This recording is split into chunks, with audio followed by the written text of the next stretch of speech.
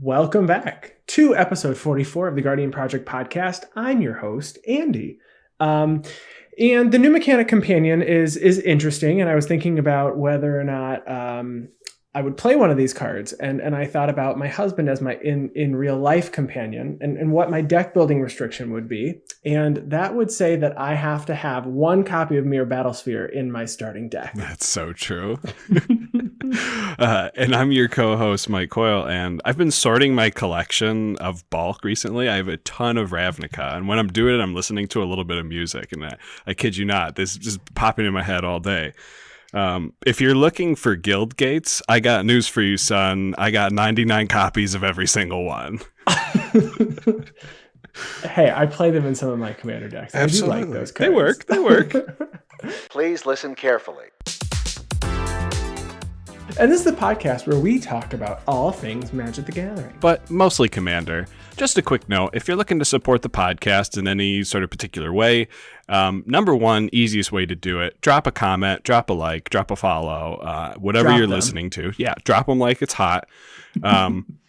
Give us your honest opinion. We'll take it. We'll manipulate the podcast as such, and we'd really appreciate the feedback. Another way you can support us is we have a TCG player affiliate link located on our website, guardianprojectpodcast.com. If you follow that link and make your purchases as you're going to for the upcoming Ikoria set, upgrade your commander decks, build brand new commander decks, get those lists in. If you use our affiliate link, it would really help out the podcast. And before we start, we want to thank all of our patrons. We appreciate your support. We have another patron this past week who signed up. Thank you, Brian. We hope you like what we do. And if you want to support us, you can head over to patreon.com/Guardian Project Pod and support for as little as $1 a month. Coyle, what is on the agenda this week? This week, we are going to talk about all the announcements that happened this week over Arena and Ikoria and all that jazz. Sorry about that. We are going to talk about some of the Oracle changes in terms of some creature subtypes. We are going to talk about the new mechanics of Ikoria and what kind of goes with them and helps them out from previous sets, and then we're going to finish out with a Commander of the Week. I am going to talk about my Gitrog monster deck. Yes, so we have a bunch of updates from the MTG Arena State of the Game April announcement. So there's the Godzilla Monster Series player draft on Arena. Everybody gets a free draft. Whether or not you choose best of one or best of three is up to you. I like best of one because best of three takes a long time. That's just my preference. That's true. F&M at Home had some updates. There's some updates to what's in development and then what is in concept. So right now until May 21st, players who enter an Ikoria Lair of Behemoths limited event will also receive a Godzilla Monster Series card style in addition to their normal event rewards. It says this includes both Ikoria Draft and sealed events. You'll receive one for each time you enter, or until you've gotten all 18 alternate card styles. It says in addition to the new card set, set mastery and some other truly monstrous card styles, there's one last thing they wanted to highlight for their developer roadmap. It said you'll be able to draft Ikoria Lair Behemoths with players.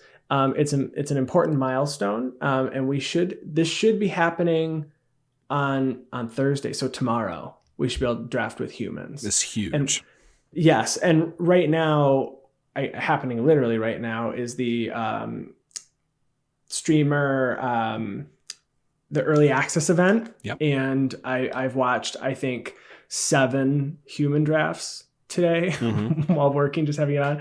It's so nice. You can see who's holding up the draft. You can see who you're playing against. It has a lot of really cool features, but and the set looks really fun too. So I just like how you say it's so nice, and the first thing you mention is someone holding up the draft.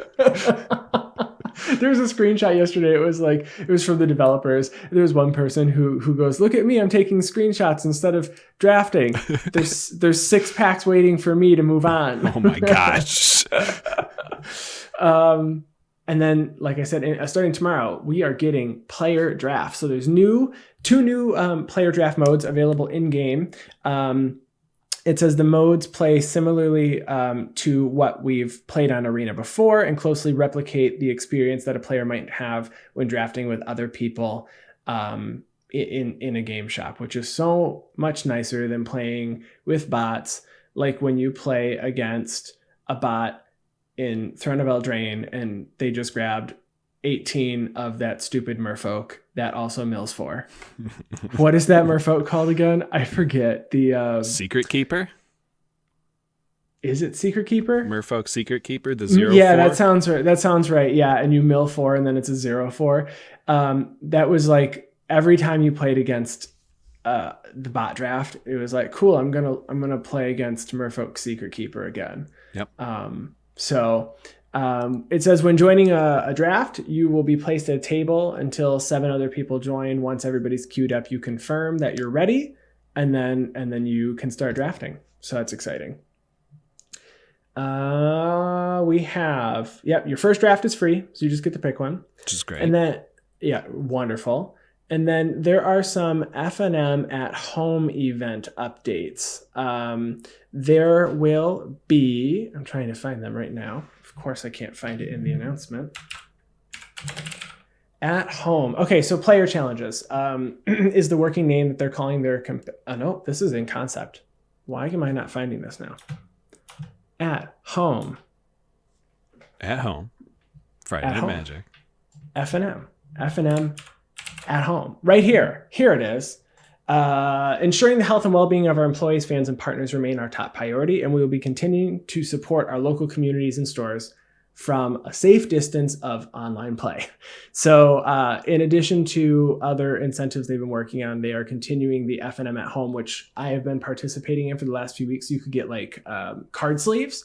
And so they added a few more through May 15th. So right up to the release, obviously. And there's an Ikoria Layer of Behemoths layer event, which is just play in any event to receive a reward from your LGS when you tell them you played.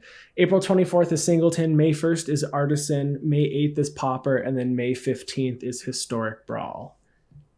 Very nice. So that's exciting. In development, so they are coming out with a 64-bit client. They said that they've been waiting to prioritize this. They're going to continue to support a 32-bit client, but after they get to the 64-bit client, they are going to release this on Mac OS. So for those of you who have been waiting to play this because you don't play on a PC, it sounds like you're going to be able to do this at the end of the summer. It's coming. Yep. It's coming. And then Cube Drafts. We got to do Cube Sealed. They're looking to release Cube Draft. It says you may have already gotten a taste of this if you tried out our Cube Sealed earlier this month, but you'll be able to draft using all cards available on Arena. And it says, as with Cube Sealed, Cube Draft will be a phantom event. Only this time, instead of opening 6 packs worth of cards, you'll draft them against fellow players. Cube also has no concept of rarity, so packs will contain plenty of exciting rares and mythics in your pool. The diversity of cards and strategies and synergies make each run a new and exciting experience every time. And it says, as we continue to add cards to Arena, you can expect us to update and iterating on the cubes that they offer. So I'm really excited for that. Yeah, it was a ton of fun. I did my first sealed cube yesterday. It was awesome. You said you went, what, 4-1 or 5-1? I went 5-1. I felt awful about my deck. I'm like, I think I'm doing the wrong colors. And then it worked like really well. So What'd you play?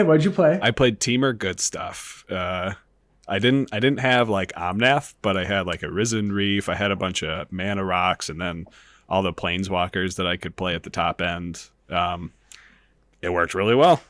It did the thing. Mm-hmm. Historic roadmap, it says they're going to continue to support Historic, and they have Historic Anthology coming out in May. And then I think the one thing that you were excited about, which is the Amonkhet remaster. Almond Cat is the best plane. Almond Cat, it says that you should expect this to arrive sometime this summer. So Amonkhet was already in Arena. I remember playing it when I first started playing Arena. And I also understand that part of the Shadows over Innistrad block was also in Arena. So I'm wondering if we're going to get that block soon as well. But they're going to be adding Amonkhet back. So, and then in concept is mobile. And then player challenges is the working name they're calling their competitive experience that will have a short duration but high skill cap. And they are going to give out, I guess, a lot more prizes that aren't just like gold and gems. Okay. So it says the goal is to have player entries support the prize pool. It is separate from Magic Esports. It says, while competitive, these will differ from Mythic Point qualifiers and will not require pre-qualifications to compete in. And then the prizes will be different from their format, but will still follow like a X wins or Y losses format. Right. Yeah. So I'm excited. And then tomorrow, Ikoria releases on Arena. Yeah, so we get to play it well before before it actually gets printed, at least here in America. I actually did see there was a box opening that someone did over in Japan. Oh? So, I mean, Japan's getting the cards right on time as they planned. Obviously, ours are delayed. But, yeah, he opened up a collector's booster box, and it was pretty dope. Not going to lie. I'm excited. We both, Coyle was just telling me, so we both pre-ordered a case of this set. So I'm really excited to open up a bunch of cards. I don't know if I'm gonna open mine or keep it sealed. I also ordered 2 sets of the Commander deck. You're gonna keep the whole case sealed? Maybe. Wow. We'll see. I like to do. Fortunately for me, I have a significant other at home that I can play cards with, so we can do like sealed events and stuff at home. We can do some pre-release sealed. I'll open one booster box, or we'll buy the pre-release kits from our LGSs. I mean, they're still going to do pre-release just after that, aren't they? I hope so, but only if the timing is correct. Yeah, I guess you're right. We also have Oracle changes coming with Ikoria. So we got sharks in Ikoria, so they're going to make all the old sharks that were fish into sharks.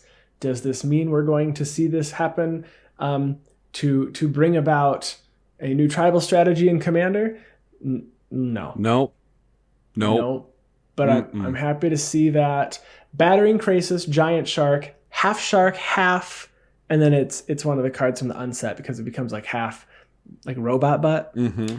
Hammerhead Shark, Shamble Shark, and Sharktocrab are all becoming sharks instead of their previous type of fish. I mean, some of them were Fish Beast or Fish Octopus Crab.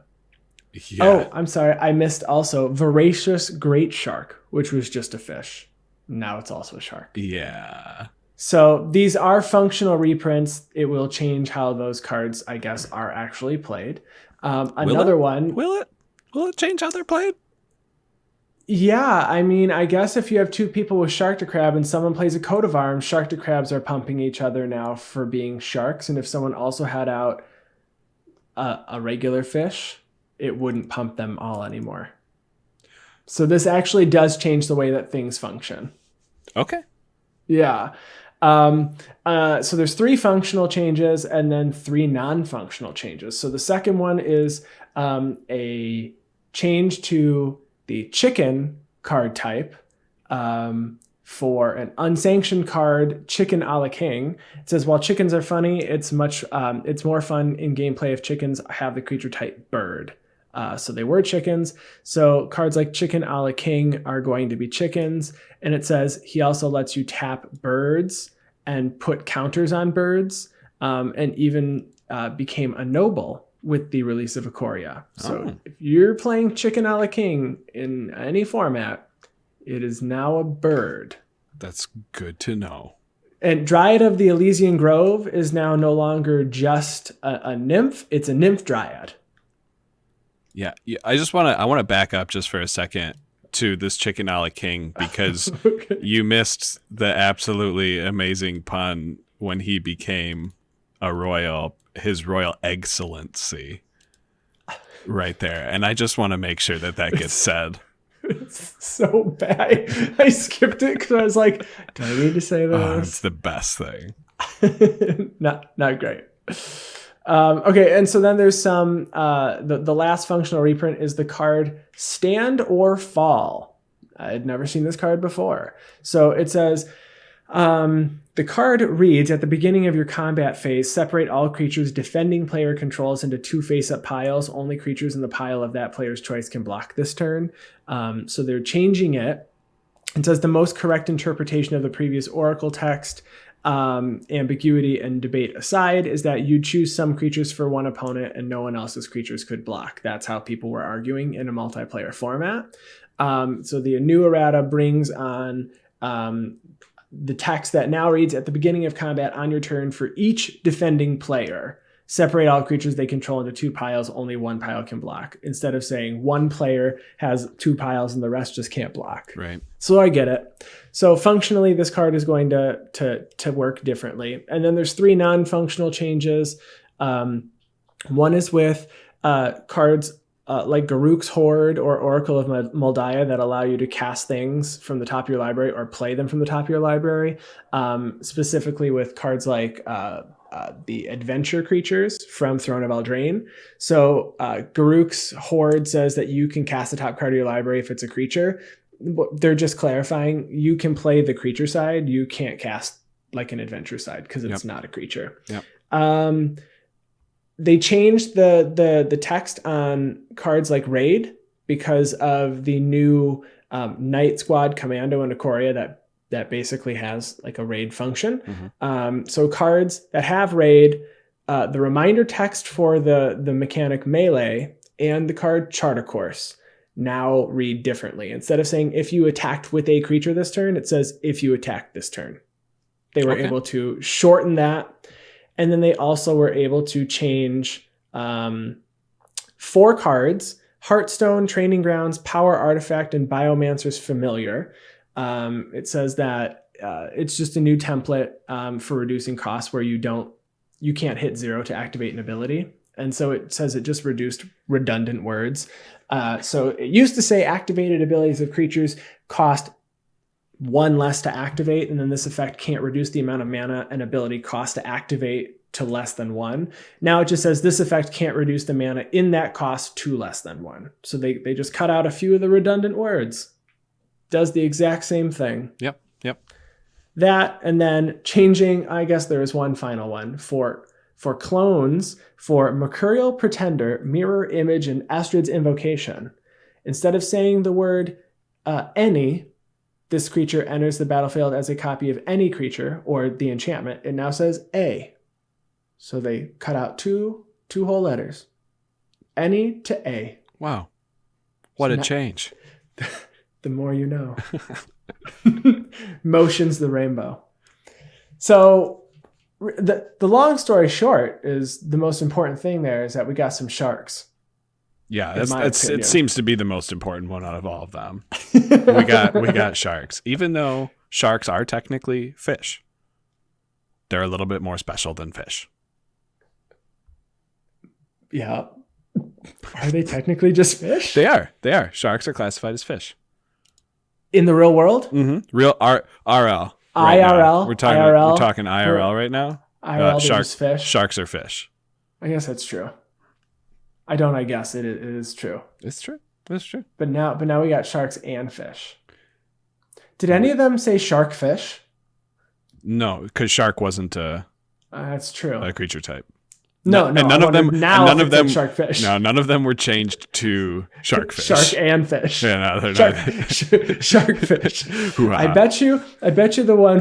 Yes. I wonder if there is the half shark, half whatever. I wonder if there's just a fish. Then you can make yourself a shark fish. Half shark, half fish. I'd have to look at the unmutate cards. Oh man. Want to move on to our main segment? I think we should probably move on. Let's talk about mechanics that synergize with Ikoria mechanics. Okay. So Ikoria has Cycle, Mutate, and Companion. So we were going to talk about previous mechanics that work really well or work at all with Ikoria's mechanics for synergy. Synergy. So let's start with Cycle. Okay. So there's a few. I had some on my list that didn't actually work because of the way that a permanent is defined. So Gravestorm, once again, I'm looking at the 1 card Bitter Ordeal for Gravestorm. Still doesn't work because the permanent has to be on the battlefield. Okay. So you can't just cycle away a permanent. So the first mechanic that I found that works well with cycle is unearth. There are creatures with cycling. So if you cycle them away to draw a card, you can later unearth them. Commanders like Cedrus the Traitor King that says each creature in your card has unearth for 2 and a black. You can cycle away a card and then you can unearth it in the future if it's a creature. Right. No, that makes sense. And Cedrus is playing at least 2 of the right colors. I mean, blue, because so if we're just talking about the Commander Precon, it's Jeskai, right?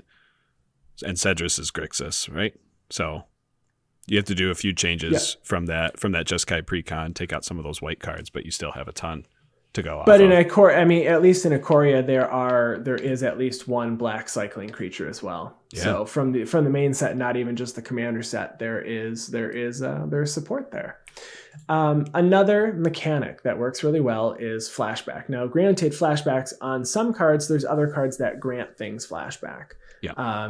So flashback really only affects instants and sorceries, but there are cycling instants and sorceries in Ikoria. So there's a few cards. Most notable are cards like Snapcaster Mage or Past in Flames that give either all or an individual card in your graveyard flashback.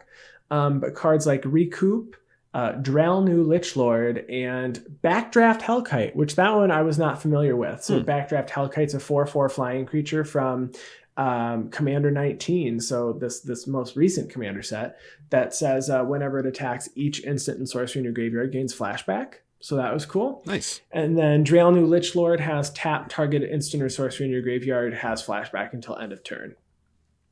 And that actually is a commander. It is a legendary zombie lord. Oh. Yeah.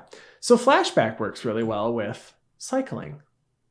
Yeah, I guess not all I'm sorry. Cycling works okay well with some flashback cards. Sure. With some. Arguably, most cards work with Delve. Oh yeah. You can fuel that graveyard by cycling away those cards to then delve them away. So Delve lets you exile cards from your graveyard to reduce the CMC of or I guess reduce the casting cost by 1 generic mana for each card you exile. So throw those away, draw another card, and then delve it away for the card you drew. Yeah, and you get your dig through time for 2 mana. Easy peasy. Get your treasure cruise for 1 mana. Boom. Love it. So there is a commander before the set had come out that actually does have a build that revolves around cycling. It is Zur the Enchanter. And the idea is he searches up the enchantment Astral Slide and Astral Drift, which both allow you every time you cycle a card to blink a permanent. It comes back at the end step, so it's technically not a blink; it's a blink and come back. So I guess a flicker effect.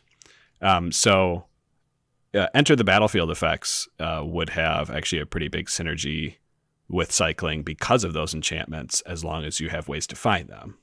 Mm-hmm. Yeah. The next 2 are very similar mechanics, Threshold and Delirium. Both care about cards in your graveyard, but both care. One cares about the number and one cares about the type. So Threshold is an old mechanic that cares about whether or not you have 7 or more cards in your graveyard. So you can cycle cards away, fill up your graveyard to hopefully hit 7, and then cards that have Threshold generally have a better ability. One card that comes to mind is Cephalid Coliseum. It taps for a blue mana. It's a land and deals 1 damage to you. Or if you have 7 or more cards in your graveyard, you can tap it. You can pay a blue and tap and sacrifice it to draw 3 cards and then discard 3 cards. There's a lot of Threshold cards. One that's played a lot in Commander is Far Wanderings. Yeah. You can search your library for a basic land, put it on the battlefield tapped, and then Threshold. If there's 7 or more, you can search for 3 basic lands and put them onto the battlefield tapped. Mm-hmm, mm-hmm. I play Far Wanderings a lot. I wonder if I overvalue this card. Threshold's really easy to hit in Commander. It's super. I mean, especially in so if you're playing Far Wanderings, you're obviously filling your graveyard up, and you might be playing a lands matter deck anyways. Yeah. So getting triple enter the battlefield effects for your lands could be just massive. So that's where you're going to see that card played most. Yeah, so Threshold, really good. And then Delirium also cares about cards in your graveyard, but it cares about card types. So Delirium says if you have 4 or more card types, you get a bonus to whatever spell it is that you're casting. So the card types are Artifact, Creature, Enchantment, Instant, Land, Planeswalker, Sorcery, and Tribal. Obviously, not all of these have cycling, but we see creatures, instants, and sorceries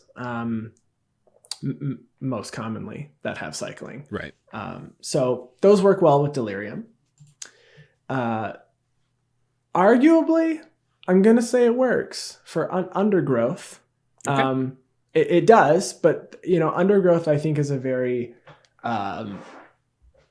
uncommon mechanic to see unless you see somebody playing like Azoni Thousand-Eyed. Right. That's about it. That's about it. But I still think it's a hidden a hidden gem, Mausoleum Secrets, the tutor that has Undergrowth. Search your library for a black card with CMC less than or equal to the number of creature cards in your graveyard. So if you're cycling away creatures, Mausoleum Secret's great. Izoni still wants creatures as well. Yep. But there's only, the reason that I'm arguing this one is because there's only one black cycling card in Ikoria. I gotcha. So the most I was seeing, I believe, was white, and yeah. So I'm looking here. There's a couple red and there's a couple white, some blue, but there's only one black and there's only one green. So the colors for Undergrowth are black and green. So the least in the actual set work with Undergrowth. You're not wrong. Right. But if you're playing a 3-color deck, I guess you could still care. Yeah. I mean, and some of those cycling effects, like they have alternate effects, right? I know the black one is the Void Beckoner. Yeah, Void Beckoner. So when you cycle it, you put a death touch counter on a creature you control. Yeah. And then the green one is when you cycle this, you put a trample counter on target creature you control. Yeah, so that Void Beckoner, I think, would be like almost an auto include into maybe like a Sir Conrad deck. I know we're getting a little bit away from the main topic, though, but sure. To be able to throw a creature in your graveyard as a combat trick to give one of your creatures death touch on the swing, and it does a damage because Sir Conrad, seems great. Yeah, and obviously this list is not exhaustive. These are the ones that we thought that these cards worked with. So, beside the two obvious themes of discarding cards and drawing cards, which is exactly what cycling is. Yeah. So, do you have any other mechanics that you would want to play with cycling cards? Well, I said just the draw triggers and discard triggers. I mean, any cards that synergize with that in general. It doesn't even have to be a mechanic, I guess. Yeah. So the card that was printed in the Madness commander deck that is like Waste Not, but it's for only Bone Miser? Yeah, Bone Miser. Bone Miser is probably the one I would look at. It's in black, so again, it's not well supported by the current set when it comes to cycling. But then in red and green, you have so much. There's so many red pingers. Is whenever you discard a card, deals 1 damage to everyone. And then advantages in red and blue, like a Niv Mizzet. Whenever you draw a card, you get to deal a damage. So you can double up on a lot of these effects in red blue. I think red blue is what gets the strongest when it comes to cycling, sure. Which makes sense. I mean, Jeskai is what they're looking for from the C20 precon. So right, it works. You want to talk about Mutate? This one was really difficult because Mutate works with like everything. Creature-wise. Everything but humans is what Mutate works with.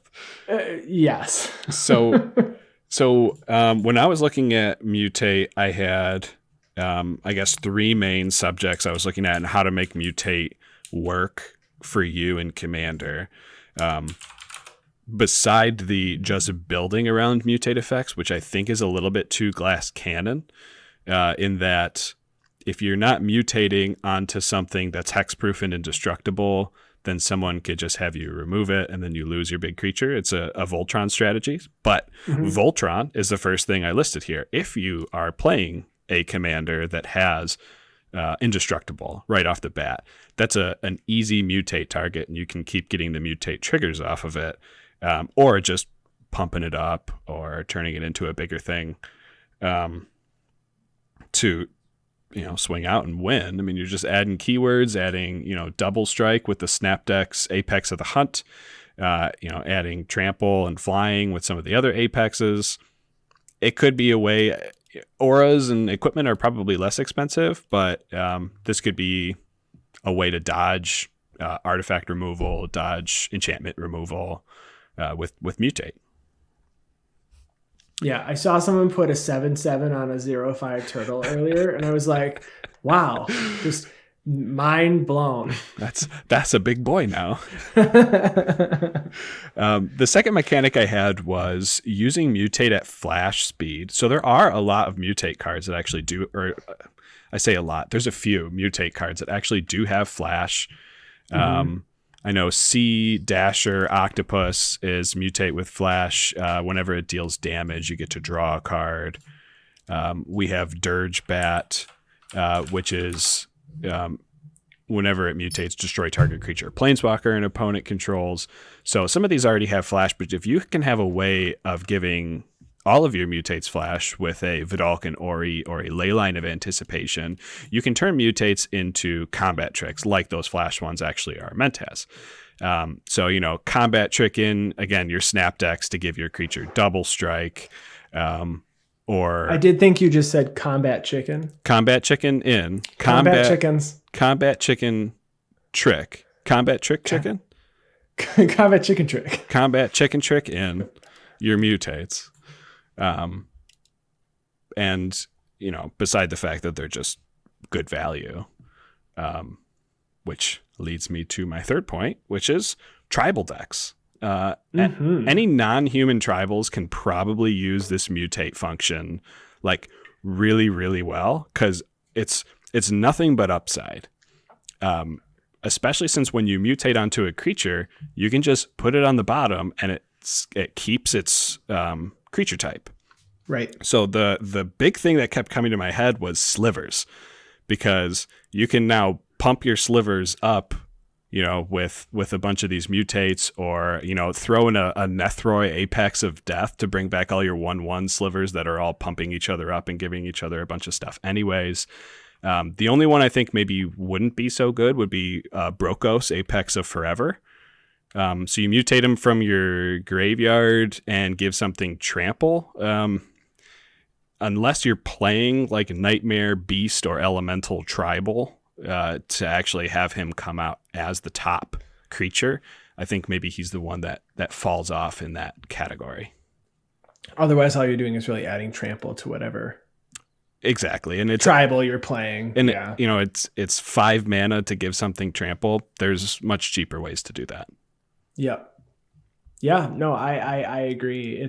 It's one of those mechanics where in a couple of weeks, once this is out and we start playing with it, we'll likely see that there's more synergies or things that we want. It's hard to evaluate this mechanic, in my opinion, because it's similar to Bestow, but so different. Yeah. No, you're right. so different. And Bestow, I don't know if I play a Bestow card in any deck. I play one Bestow card in Muldrotha, and that's the 5-color one that gives flying, trample, vigilance, lifelink, and first strike. You play that in Morathon, right? Yep, Chromanticore. Okay. You said Muldrotha, and I was like, wait. I don't own a Muldrotha deck. I was like, when did you build that? Because I missed that. In my dreams every single night. Oh, okay. I mean, it's a very you deck. It is, and that's why I didn't build it. You want to talk about? Obvious. You want to talk about our 10 companions? Yeah. So, do you want to talk about all 10, or do you want to leave at least 2 of them on the wayside. Let's talk about the. Let's leave out Lutri. It was officially banned this week. We already knew. We mentioned it before, but the official announcement came out this week, and they're like, "Hey, remember when we said they were banned? It's banned." So it's Lutri's out. So we're down to 9. Yes, I guess the second one we can talk about is Yorian Sky Nomad. This requires you to have your deck to have at least 20 cards more than the minimum deck size. Unfortunately, you cannot do that in Commander. You must have a 100 card deck. You can play it in the 100. You can play it in the 99. You can play it as a Commander. Yeah. I mean, it's a Blinky Boy. Yep. And it's in the right colors. It's in blue-white. It's a flying 4/5. It's got a nice body. Yep. Play that in Brago. Play it as a Commander. Okay, so we're down to 8. We're flying through this. I mean, yeah. Let's keep going with these companions. We've got Loris of the Dream Den, which is your black-white 3/2 commander companion that allows you to cast 1 permanent spell with CMC 2 or less from your graveyard. But the restriction is that your deck, all of the permanents in your deck must be CMC 2 or less. This rule does include your commander, meaning there's actually only 2 legal commanders you can run with this. Is Eily Eternal Pilgrim? Eily Eternal Pilgrim is probably the better of the 2. The other one is Abzadat, the 2-mana one. No, Karlov. Sorry, Karlov of the Ghost Council. Yep. So those are the only 2 you can legally run with this card as your companion. Eily probably is the better one because you're actually sacrificing things to bring them back. Luckily, the CMC cost is only for your permanents, so maybe there's a black-white Spellslingers deck you can run here or something. But you are very restricted in who you can have as a commander.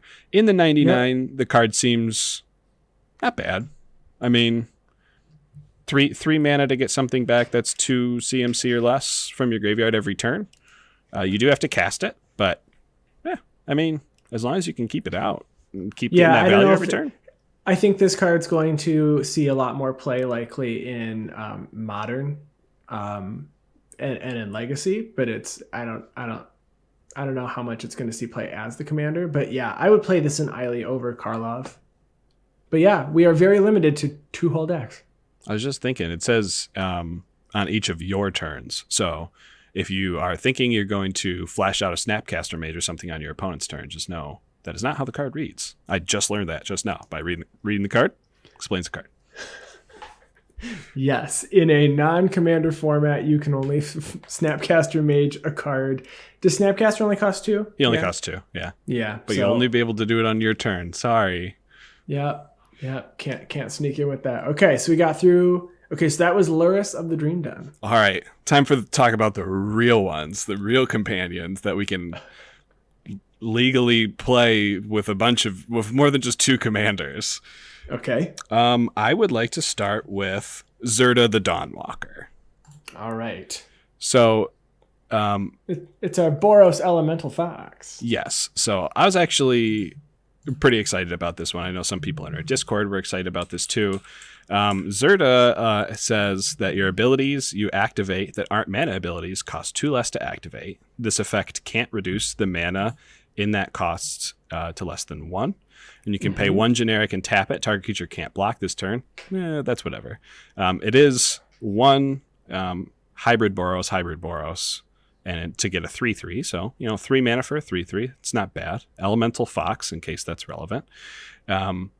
The restriction, deck building restriction, is each permanent card in your starting deck has to have an activated ability.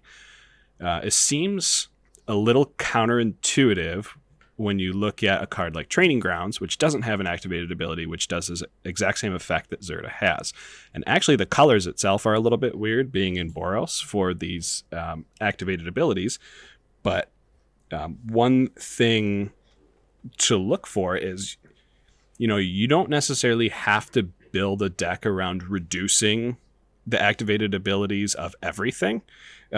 Running a a 3-color Super Friends deck in Jeskai using Kaikar, since Kaikar has an activated ability of sacrificing a creature for red mana, could be worth it just to, if you're going to play your Super Friends deck, everything, most of your deck is probably going to be instant sorceries and planeswalkers in a Kaikar deck, so you can produce a lot of spirits, and then, run a Chain Veil in there or something to reduce the cost of its activation down to 2. Find easier ways to actually go infinite and use it as a combo piece. Another way would be just to run it as a Kenrith, the Return King activations deck. Okay. Kenrith is amazing with all of his activations. Reducing everything by 2 on that is absolutely ridiculous. Any permanents that produce mana count as a permanent with an activated ability, so you can run all of your mana rocks. Again, I would probably lean on a Super Friends heavy deck more than I would an activations deck. Do you have any thoughts?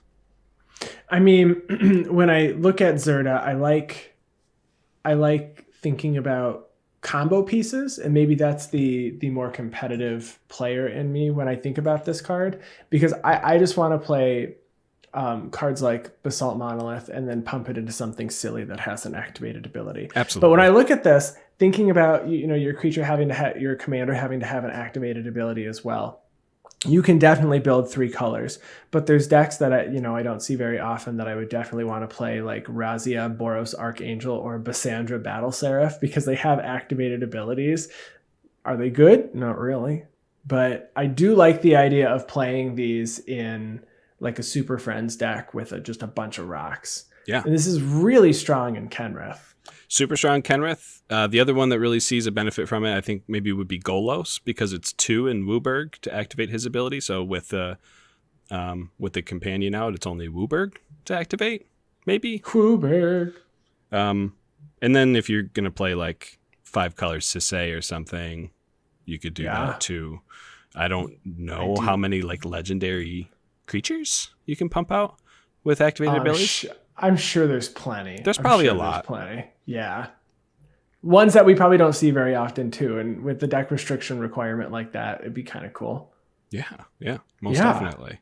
I do like this one. Of the companions, this is one that I do like a lot. Does also fit in a Breya Ethereum Shaper. But you would have to run a lot of activated abilities, a lot of artifacts. I mean, you're going to run a lot of artifacts anyways, but you can't run artifacts without activated abilities now. So it'll hinder it a little bit, but maybe it'll be worth it to you. You said this fits in Breya? Yeah, Breya, Ethereum Shaper. She is... Oh, you're right. She's 4 colors. She's sans green. No, she's 4 colors. Yeah, everything but green. Yeah, absolutely it does. Yeah. So... yeah, I don't have any brews or anything going, but I'm sure someone can plug this into their Super Friends deck, no problem. Yeah. I have not been thinking about building a commander around the companion mechanic because I'm so used to building my deck around the actual commander. And I feel like this is like trying to build around... You have to build around the companion and then find the commander that fits, and then find the cards that fits both themes. Sure. I just haven't thought about it. It's so new that I think the only one that I've really thought much about is the 5-color companion that works with my Niv Mizzet deck. Yes. Gigantha, the Wellspring, or Gigantha? I think it's Gigantha. I want to say Gigantha. It sounds so much cooler. Gigantha. So Gigantha is a 5/5 for 4 and a hybrid green-red. And it says no card in your starting deck has more than one of the same mana symbol in its mana cost, and has an ability to tap for white, blue, black, red, green. And this mana can be spent only to pay the colored pip. So you cannot spend it on any generic mana costs. So 5-color decks rejoice. I mean, that's wonderful. Mm-hmm. But there is a significant loss in that deck restriction for cards for like my Niv Mizzet deck. So you're generally playing 2-colored cards, but those 2-colored cards sometimes have multiple white or multiple blue or multiple red pips, and you would not be able to have them in the deck. And the way that I think I built my Niv Miz, there definitely is a build that would care about this. Sure. But I don't think my build wants this, which is the sad part. My board wipes in Azorius have multiple pips. Right. Well, you can just take all your board wipes out. I'm sure it'll be fine. 100% fine. Literally no problems. The game will be great. The game will be great for everyone. What do you think about this commander? Or companion? So that obviously, it goes without saying that all of the companions offer limitations in your deck building. So I wanted to focus on things that would not be hurt by the limitations as much. And something I mentioned earlier in this episode, slivers seem to be a real good thing for this guy in your sideboard. Most slivers do not repeat a pip in their casting cost. So, I mean, this guy is just going to be a free mana rock on 5, help you pump out, or mana fix even, to get out your Sliver Hive Lord, you're the first Sliver, any of those. You won't be able to run some of the good enchantments like Necropotence, but you can still run your Rhystic Study, you can still run your Mystic Remora to get your card draw going. And the other tribe being dragons does actually get hit by this a little bit. Not a ton, but you can't play Savage Ventmaw, which is part of a quote unquote infinite combo with an enchantment that also you can't play. So that takes those out. So you can't play those. So you have to play a Fair Dragons deck, but it can help you pump some stuff out. You can't have Progenitus, unfortunately, because it's double of every pip. But you can pretty much play. You can play a ton of the dragons. It's not going to be maybe optimized. It's not going to have your infinite combo. You're not going to be able to play Skittles. You're not going to play Slitherix, which is okay because people feel bad when they get killed by Infect. But it doesn't happen enough. No one should be mad about that. Who do we have next? Up next, I would like to move to the easiest build around, which is Kahira the Orphan Guard. Hey, all right. Are you playing a tribal cats deck? Here you go. Here's Kahira. Put it in your sideboard. Are you playing a tribal elementals deck that includes white? You'd have to go 5 color for that. Most of the elementals, they hover around Teamer, but if you go with a Horde of Notions, which is a 5 color elemental, if you're playing this, you're probably playing elemental tribal. Shove a Kahira into your sideboard.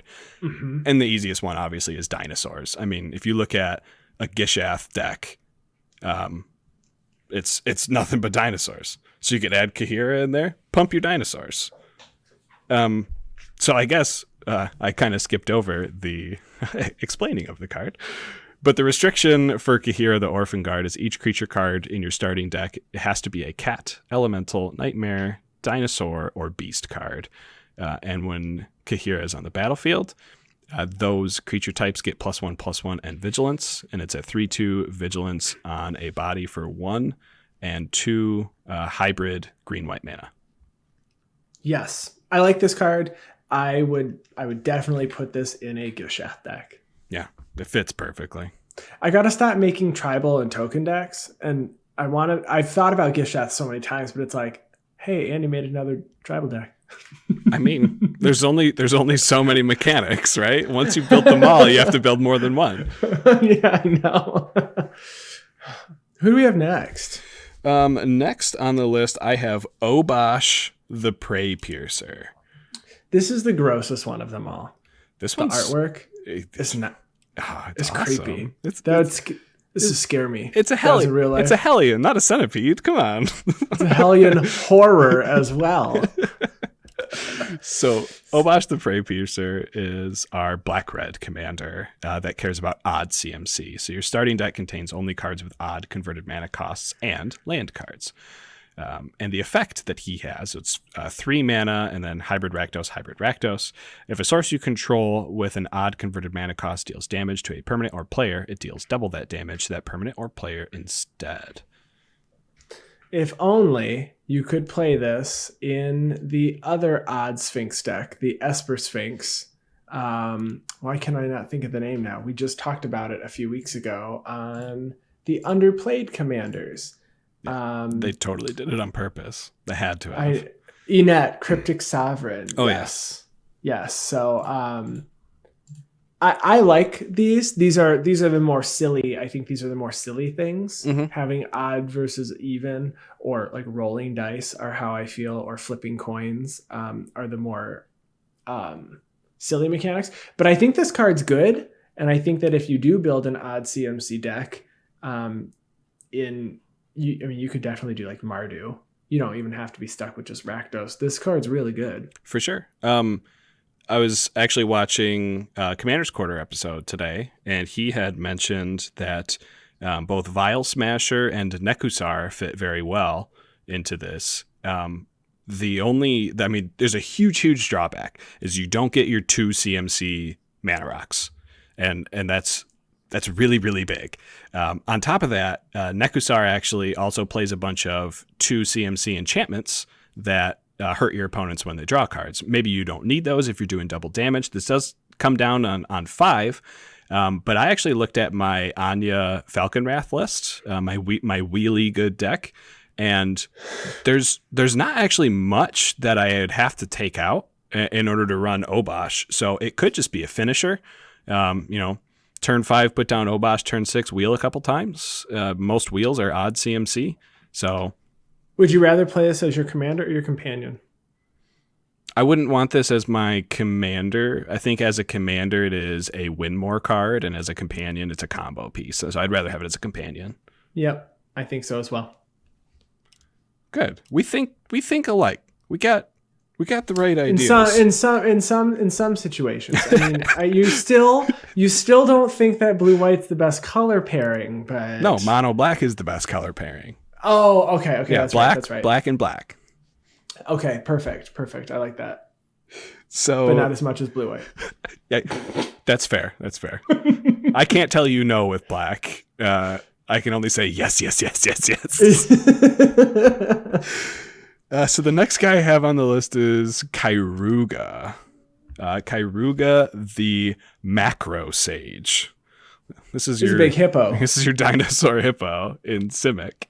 It says your starting deck contains only cards with converted mana cost 3 or greater and land cards. So this does not have the restriction of permanents like our Orzhov companion did. And he says when he enters the battlefield, draw a card for each other permanent you control with converted mana cost 3 or greater. So not being able to play spells until they're, until you get to 3, that's a little rough.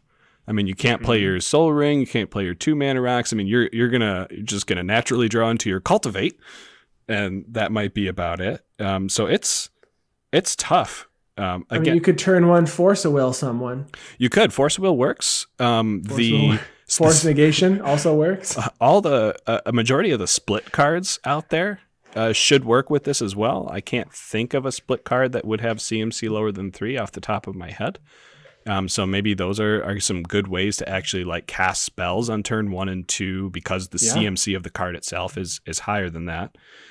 Again, Commander's Quarter episode that Andy pointed me to today suggested that playing a morphs deck would actually get around this as well. So you can morph things out on, turn 3, and people will know, okay, their CMC is higher than, or 3 or higher on the other side of that morph, but I have no idea what it is. And you can play a commander like Animar to get your morphs out for free because Animar is 3 CMC. So, draw a bunch of cards with Kairuga coming out. This one, I don't know. What are your feelings on Kairuga? I like this one because it lets me draw. So drawing cards is great. But I have a tendency to want to set up on turns 1, 2, and 3 to play cards to play big things starting on turn 4 and 5 and starting to like get the ball rolling on turn 4. And I feel like in this deck, my ball's not going to start rolling until like turn 7. It's like Battle Cruiser Tribal. You can play like the key runes as your ramp. Commander Sphere. And by key runes, I mean Simic key rune because it's I guess depending on who your commander is. And right? and the lockets. You can could play the lockets. It's probably going to be pretty important to play some cost reducers in this deck somehow, or mana doublers or something for yourself, because your stuff's going to cost a lot. Yeah. I mean, you could try to level it out around from like 3 to 6, maybe. I mean, and stick to a mid-range CMC there and not have a ton. But I think it's just a little too. It might be a little too slow to be like in a like a mid-power deck. I think you're probably looking at a lower tier based on this restriction. I wonder if I could. You know what? I could play this in as a companion for my Morophon deck, and only have to change out a couple blink spells. I totally could. Yeah, 100% you could. And card draw is one thing that deck really is begging for. All right, say if you have the same Morophon deck as me out there, you don't. But if you do, Karuga. You'll just have to take out if you have any sort of low CMC ramp, I guess, and maybe some blink spells. Do you run like Soul Ring and stuff like that? Yeah, I could take those out. That's fine. I'm usually trying. Soul to Ring doesn't ramp. belong in every deck. I mean, I got Tron. Who needs Soul Ring? You do have Tron. You have Tron. Oh, I can't do Expedition Map. Okay, I got to rethink this. Maybe not. Who is next? So it's actually, I think, the last one on the list. I think it is. Yeah. Nope, there's 2 more. No, there's 2 more. You're right. So we have Gyruda, Doom of Depths. So Gyruda is our Dimir companion, black and blue. That says your starting deck contains only cards with even converted mana cost. Probably should have talked about this one after the odd converted mana cost. My bad. But we didn't. We did. So for 4, and then a hybrid Dimir, you get a 6/6 Demon Kraken. It says when Gyruda enters the battlefield, each player puts the top 4 cards of their library into their graveyard. Put a creature card with an even converted mana cost from among those cards onto the battlefield under your control. Each player mills 4. And then you put a creature with the even CMC from among them onto the battlefield. I mean, that's pretty good. You could mill something really big. Oh, yeah. With even converted mana cost. I mean, Villas, Broker of Blood, is one of my favorite creatures currently in Magic. It's 8 CMC. Bring it back for free. And this is each player. So you could potentially mill 16 cards and you just pick the best creature from those 16. Yeah. If you're playing old Lazav, that can turn into creatures when they get milled into your opponent's graveyards. That could be a cool way to run this guy. You could even play new Lazav and just make sure that you have even CMC cards. Absolutely. Obviously, the high synergy cards with this one are going to be graveyard decks. Yep. But there is some restriction with the even converted mana cost. You can't play Reanimate. You can't play Victimize. There's a lot of these good reanimate spells. So it might be more worth it to run a commander like Meldrotha that makes it so you don't have to use these odd CMC reanimate spells to actually bring the things back from your graveyard. You just cast them. Yep. This card is really good. And for 6 on a 6/6 that you just know you can use at some point, I mean, this is really good. This is really good. Yeah, run some blink spells. Granted, it's not any creature that's in the graveyard. It's only from those ones that were milled. I don't think it matters. This is just a really strong card. If this was a 6 CMC spell, I mean, I would put this in a deck too. Even if I didn't want this as a companion, this card's not bad.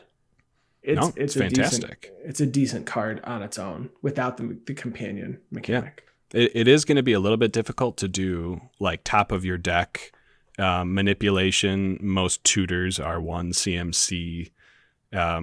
Scroll Rack comes to mind of a 2 CMC that you could actually use in this to help you with that mill and reanimation on the ETB trigger.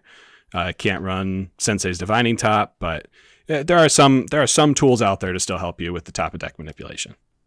Yep. Great card. I would play this one. Of all of them so far, this one and Giganta, I guess, are now that we're talking more about these as commanders, I would probably play those 2 because I have decks that if I looked at my Lazav deck, I bet you this Garuda Doom of Depths would fit reasonably well. Yeah.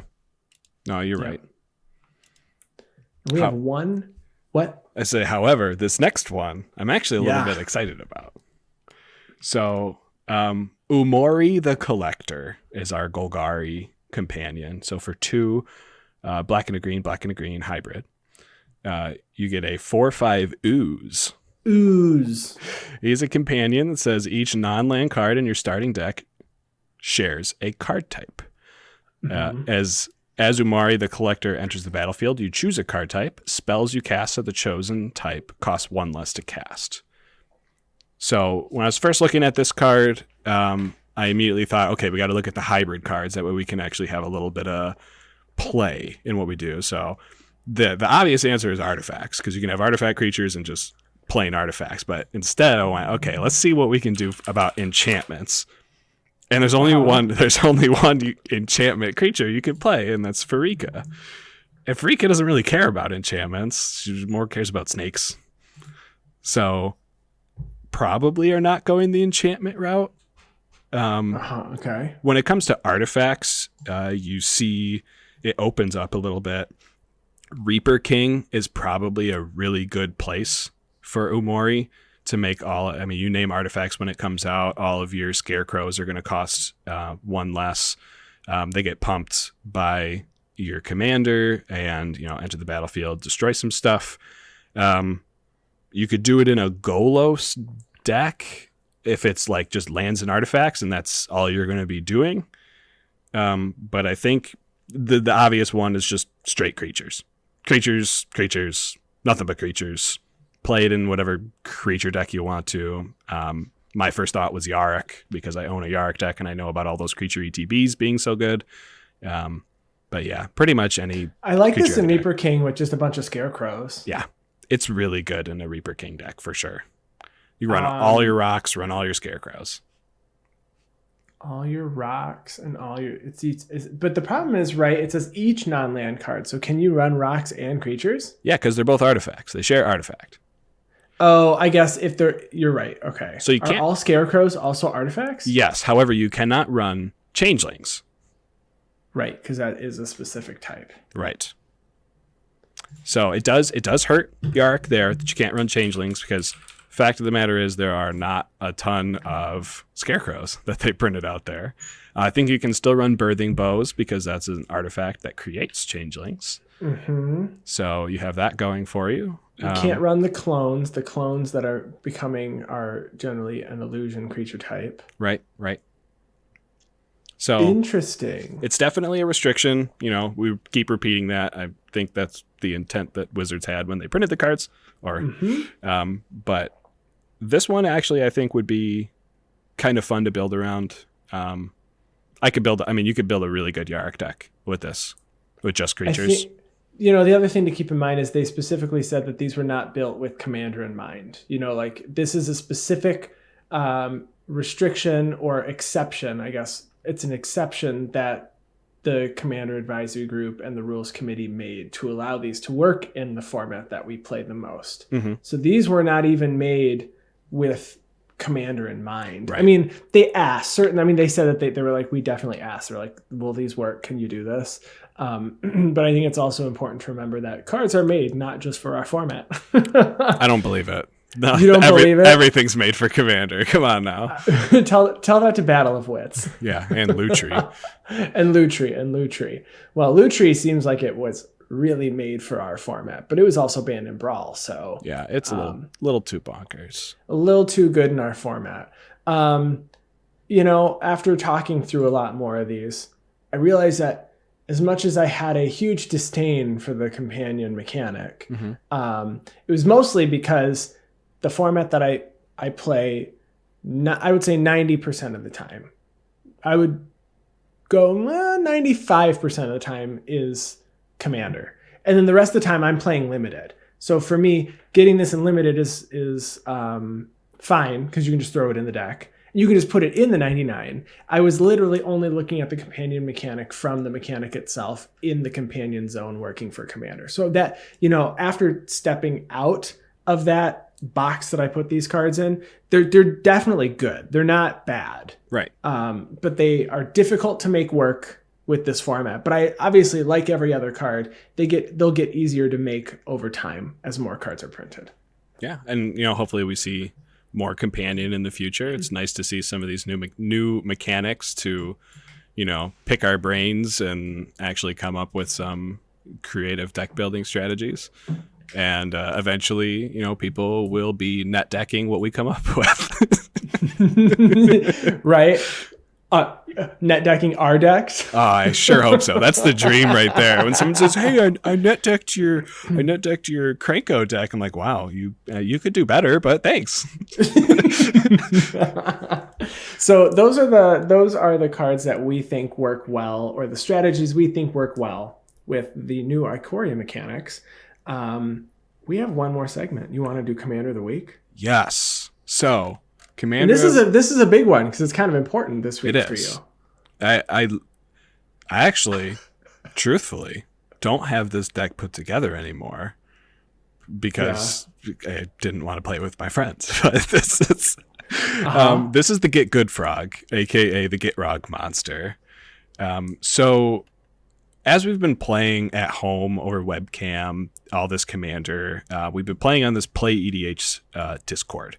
And this Play EDH Discord is set up into 4 different groups of power. We have Battle Cruiser, or low power, which is, just get all your stuff out, do whatever you want to do. No one's really trying to stop you. And we'll win, win condition, turn 15, 16, whatever. Who cares? There is mid power, where people are, trying to do something about turn 5 and then maybe closing out the game by turn 10.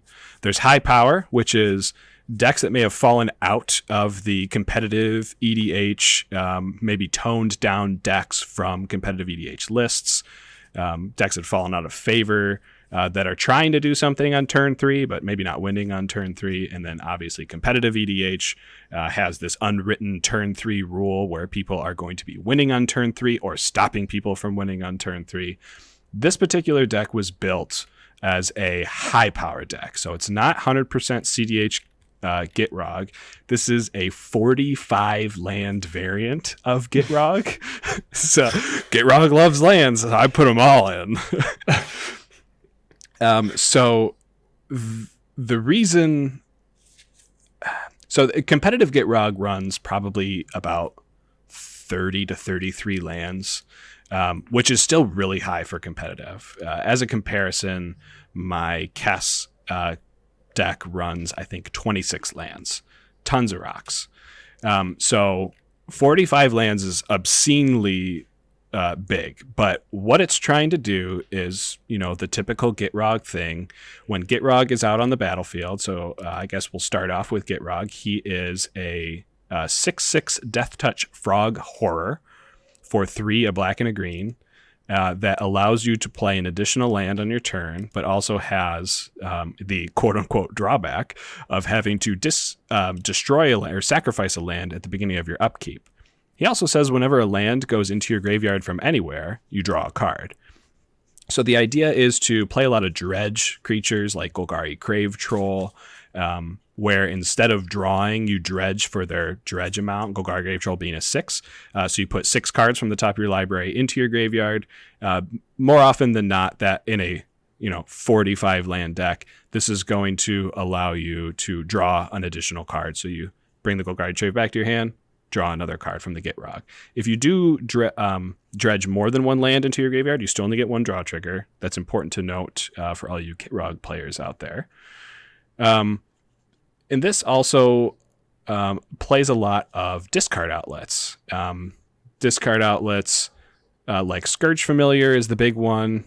4 and a black for a 3/2 flyer imp that says choose and discard a card from your hand, add black to your mana pool. This does go infinite with a land called MOAR Salvage, which has Dredge 2, allowing you to discard the land, Gitrog draw trigger goes on the stack, dredge 2 that land back into your hand, and then repeat the process for an infinite amount of black. This deck does not run tutors in order to keep it, again, out of the competitive scene. So you do have to draw into your answers. but it's so easy to draw into your answers that it's still in the high power range. You play a lot of the ramp enablers to play more than one land per turn, like Azusa, Lost But Not Seeking, which allows you to play 2 additional lands. Just trying to get Gitrog out on turn 3 or turn 4 is the goal. Also plays cards that care about discard and cycling, such as Archfiend of Ifnir. Says whenever you discard or cycle a card, you put a -1/-1 counter on each creature your opponents control. So with that infinite mana, we're going to be winning with a giant Torment of Hailfire, a giant Exsanguinate. We do have some alternate strategies if those don't work. We have some go-wide strategies with Avenger of Zendikar, making a lot of Saprolings, and with all that entered the battlefield triggers for your landfall, making the Saproling, or the plants, huge. We are doing Titania to make 5/3 elementals. So we have a lot of go-wide strategies in case we can't combo off or in case there is a control player in the pod. But if you are looking to maybe not play competitive but get into some high power, I do play every legal fetch land that you can play in Gitrog, which does bring the price up a little bit. They can easily be swapped out for some Evolving Wilds, Terramorphic Expanse, some of the slow fetches.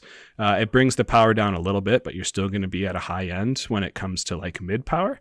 But I highly recommend the deck. Super fun to play, and you can check out the deck list. And we appreciate that you don't play that with us because it was real good. Yeah, it's now a Hogak Reanimator deck. That's true, which is also very good. You know, it's so funny, and I think we may have mentioned this before on the podcast, but this was one of those decks that you said, hey, I'm going to come over and I want to play test this. Just know it's a really good deck. Can you play one of your better decks? And I did. And then you proceeded to combat. It wasn't like on turn 3. It took a while, but you got there. Remember that? And you're like, oh, this is... Oh yeah, okay. I see how this comes together.